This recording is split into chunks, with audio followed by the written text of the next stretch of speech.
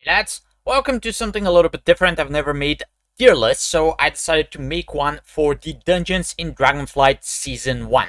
Actually, I'll be making 3 different tier lists, so the first way that I'm going to rank the dungeons is going to be by their difficulty, the second one is going to be based on their design, and the third one is going to be how fun those dungeons are. So let's start with the difficulty. Obviously, this one is clear. How easy or how hard is every dungeon. So let's start with Algitar Academy. I think I can rank this as relatively easy dungeon. There's basically nothing hard in there. Some of the bosses would give you problems back in the day, but they got nerfed. So as long as you can kill Vaximus, which is the Void boss, you should pretty much have a pretty good time over there. Moving on to Azure Vault. It's basically in the same vote, same line with Algitar Academy, but I'm going to put it at A because usually the second boss there gives a lot of trouble to people. So if you cannot handle the second boss, you might not be able to complete the dungeon overall. The trash is pretty interesting, could be hard, but overall I think once you are past that second boss, the rest is challenging but relatively easy nevertheless. Alright, Court of Stars, I think I have to put into the B tier. It's one of the easy and my favorite dungeons. The second boss could be very hard on high keys, but other than that, as long as you do mechanics and you follow the dungeon, it's pretty easy. The last boss there got nerfed as well. That was actually the hardest part, but nowadays that's not the case. So I think this can go over here. Moving to Halls of Valor. This, I would say, is between S and A. There's a lot of hard things here. I'm going to put it as the hardest A dungeon. Most of the stuff, for example, Herja, Fenrir, and the last boss are relatively hard, but if you do them correctly, and most of that is actually a healer check, not so much of a mechanic check, you can actually go through that dungeon relatively easy. So, it's definitely in between, but I would put it as the hardest A dungeon. Norkut Offensive, I think it has to go into the S, although it got some nerfs even recently on the second, the Raging Tempest boss. But the trash there could be very challenging, especially on 45 weeks. The big pulls, the charges at the start, the stuff on the ground before the third boss. So the trash there is challenging, including the stuff before Raging Tempest, and then the bosses are also relatively hard. So this could give you a lot of trouble. It's also one of the longer dungeons. So I will put it into the S tier. The hardest dungeon, it has to be Ruby Life Pools, right? There's plenty of challenging trash there. The bosses are really hard. All 3 of the bosses are really hard. So I think there's no doubt that everybody's going to rank this as probably the hardest dungeon in the pool this season. On the other hand, Shadow Moon Burial Ground should be probably the easiest one. There are a few things there could be a little bit hard. The first and the last boss, some of the void pools of the little blueberry elementals, but other than that, that's probably the easiest dungeon, and it has been pushed to the highest level of the keys. And we're left with Temple of the Jade Serpent. I think I'm going to insert that over here. There's plenty of stuff that could be hard in there, but at the end of the day, it is something that you can run relatively easy with a good group, and sometimes you need a good composition as well. But everything there is basically in the middle. It's not very hard, but it's not easy either. So I think this will be my ranking on the Dragonflight Season 1 dungeons based on their difficulty. Alright, let's move to the design part of things. So this one, we're just going to look at how good are the dungeons based on how they were created. Are there interesting fights, etc., interesting mechanics, and so forth? Or there's boring stuff like flying around and so forth. Alright, so by design, let's start with Algitar Academy again. I have to put this very low. And there are several reasons for that. So first, as you know, I play mainly Shaman, and I would just not get invited into groups simply because I couldn't dispel poison, and I couldn't handle the tree boss. So that is a very, very bad design. There's no 2 doubts about that. There are also other things that prevented the dungeon from going higher in the chart, simply because there were a lot of bugs. The bird boss would not spawn, or you would fall through the world there, things like that.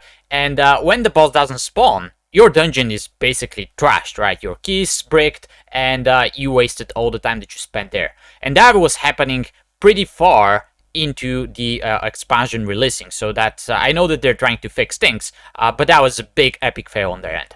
So for that reason, I can, I just need to rank this lower, although it's pretty well designed overall with some of the other things. It was just not handled correctly, right? So this just needs to go there. All right, moving on to Azure Vault. I think this is actually a pretty nicely designed dungeon. The boss fights are interesting, some of them are a little bit harder, but there's very interesting mechanics. The trash is various in the different parts of the dungeons. The petrified mobs is something that, I don't know, I don't think we've seen before. The trash at the end could be annoying, but then the dungeon was designed in such a way that if you play smart, you can actually skip that trash. So you can pick what trash to kill, how much of that trash you want to kill, and then the boss fights are very interesting. So this, I think, is one of the best designed dungeons in Dragonflight. Moving to Court of Stars, this one I like as well, but I will put it down to the A tier. Because, for example, there is a minute that you waste in the beginning of the dungeon. There's a lot of running that you have to do after the first boss. Everything else is pretty well designed. Actually, there's also the guessing game, which is interesting to do it 1 or 2 times, but then every time you run the dungeon, you have to do that same thing. So those things that waste time are pretty bad from design perspective when they're pushing you to do a timed key and you're fighting for time. So sitting in a boat and waiting for the dungeon to start is definitely something that we don't want to see in N+. So for that reason, I'm going to put it into the A tier, although it's pretty well designed otherwise, and I like both the trash, the variety, and the bosses in there. Alright, so Halls of Valor is also going to get in here. For several reasons. So there was a lot of RP. Okay, they nerfed that. Same reason as Court of Stars. There's a lot of running around. Okay, they give you a speed boost, but nevertheless. And also it needed few nerfs, which basically means that they didn't design it well at the start. We saw several nerfs at that boss, and there's still affixes like quaking, which can be very problematic in bugs when you fight Herja. So those little design issues are just pushing that down from the S tier into the A. Norwood Offensive, I'm actually not happy with this dungeon design. I'm going to put it into the B tier. The reason for that is, okay, aesthetically it's very nice. You're flying around your dragon and stuff, but nobody wants to be flying in a dragon when you're on a timer, right?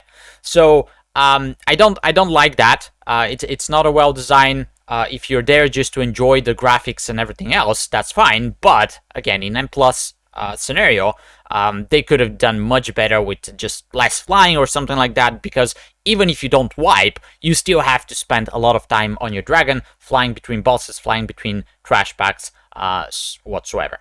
The other reason that I don't like it is that the trash is interesting and there's a big variety, but then there's also a lot of it, right? So especially before the third boss, there's cool things that you can do with the skip, but then there's also a lot of trash that we actually haven't even seen in that dungeon because nobody plays it, right? So before the last boss, you can actually go and kill some of the trash that leads to that from the north side of that area, but everybody just uses the skip to the south, so basically we haven't even seen those mobs. It's nice to design different skips and give people choice, but when you make it so that a part of the dungeon is never played, then that's definitely not a good design, right? And then all of the chaotic mess with the trash and the 2 big checks that we had in that dungeon basically determine whether or not you're going to finish. So those are things that I didn't like, so I'm going to rank this as tier B. Okay, moving to Ruby Life Pools. This is actually a pretty good design. I'm not going to give it S though, simply because there are a few things that are very annoying there. First, there's also flying up, which takes a little bit of time. We could have gone without this.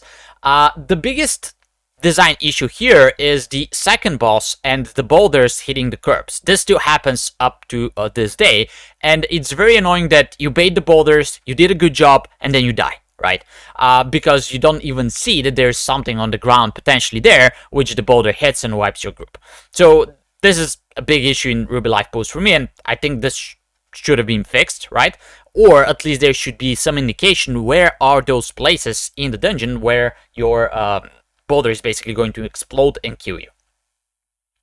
And then there's also a lot of overtuning here, a lot of bosses needed nerfs. Obviously, it's one of the hardest dungeons whatsoever. And even like some of the boss fights, if some of the mechanics were not overlapping, they would be great, right? But when you go into a cloud burst and then flame spit on the last boss, this just becomes unkillable for some classes on higher keys. So that's why I'm taking a little bit points away from Ruby Life Boost and putting it into the A tier.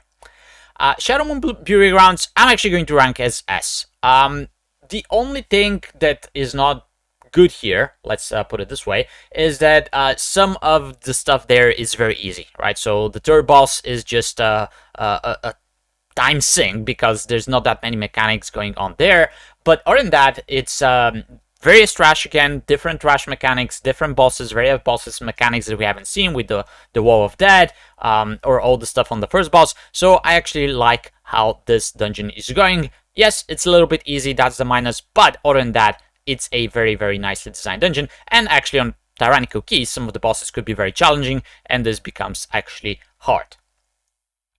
Alright, and then Temple of the Jade Serpent, I have to give it a low A. And the reasons are several. So first, the composition here matters a lot. It's not as bad as Alcatel Academy, but if you have a Shaman to decurse, that makes the trash very easier. Or a class that can decurse. If you can have a Warlock for last boss to dispel, or a Priest for mass dispel, that makes that fight very easy. But if you don't have those, this dungeon becomes very hard. And I don't like when the design is connected to your choices that you have to make before you go into the dungeon, probably based on the fact that I'm plugging all my keys, but I don't think that is something that should go into the design, right? So it could be very hard just because of that. And the other bad thing, I guess, is that the very hard stuff of this dungeon is at the very end. So whether or not you're going to time your key is basically determined in the last 5 minutes, which is not necessarily a bad design, but it feels very bad when you fail the key because you couldn't kill the trash before the last boss, or you wipe on the last boss, etc. Alright, so this is the ranking based on design, and let's go into one more tier list, which is going to be how fun those dungeons are. So starting with Alcatel Academy, I just have to put this down. I really like this dungeon, but all the stuff that goes around it, like not getting invited into groups, very big bugs screwing the dungeon, so you know, it's a very nice design, very good dungeon, but those things basically just push it down in all the rankings that I have. And they are fixing some of this, but they're still not fixed on live servers, so what the hell? I mean, they should have done much better on this. Okay, so how fun is Azure Vault? It is actually a good dungeon. Like, people avoid it, mainly because, I guess, the second boss or the frog trash. Those are things that are not fun to play. Second boss is very chaotic. But other than that, I enjoy the mechanics, I enjoy the visuals, I enjoy everything in that dungeon, so I'm going to give it an A. Court of Stars, probably one of my favorite dungeons to play, apart from the boat and wasting time running around. I like how this dungeon is designed. I like the challenge there for both the trash with the imps and you know, the enforcers and then the bosses, so probably one of the most fun dungeons in this tier. Hosts of Valor, let's see, where do we rank this? I like Hosts of Valor, right? Although it's very hard in some weeks and in some affixes, there's various trash there, various bosses, so if it wasn't like Waking and some of the nerves I had to do in the beginning, this ends up one of the very fun dungeons to play, at least for me, right? So it's hard, I'm not saying it's easy, but I like going to Hosts, I like playing that dungeon, and I like the mechanics there. Norkun has to be a low A. All the chaos in the trash is basically something that is not very, very fun to play. The trash is various, there's different mechanics, but there's just like swirly hell on the ground, flying around, the skipping, so those things just take away points from this dungeon. RLP... Okay, so RLP is not fun only because it's hard, right? Everything in there is fine, the trash is various, good bosses, good mechanics, but because of the difficulty and some of the overlapping mechanics, that makes it not fun, and the bug as well. So this is like low A, probably high B, just because of that reason, although this could be misleading, right? Then we have the SBG. I mean, this is fast and easy, and there's fun mechanics that has to go into the S tier. Not only because it's easy, but because of things that go around it. And then Temple of the Jade Serpent has to go somewhere in the A tier, simply because it's fun with a good group, if you have a good group and good composition, but it feels like hell if you don't have the proper dispels, if you don't have the CC at the end, if your group is not that well coordinated. So it's a very fun dungeon if played correctly, but the enjoyment goes to hell as long as things start to go bad in this dungeon based on your composition or not. Alright, so hopefully that was interesting to you, the first tier list that I ever made. Let me know what you think, let me know if you agree with the rankings or not in the comments below, and let me know if you want to see more tier lists on the channel. Thanks for watching, take care, and happy healing.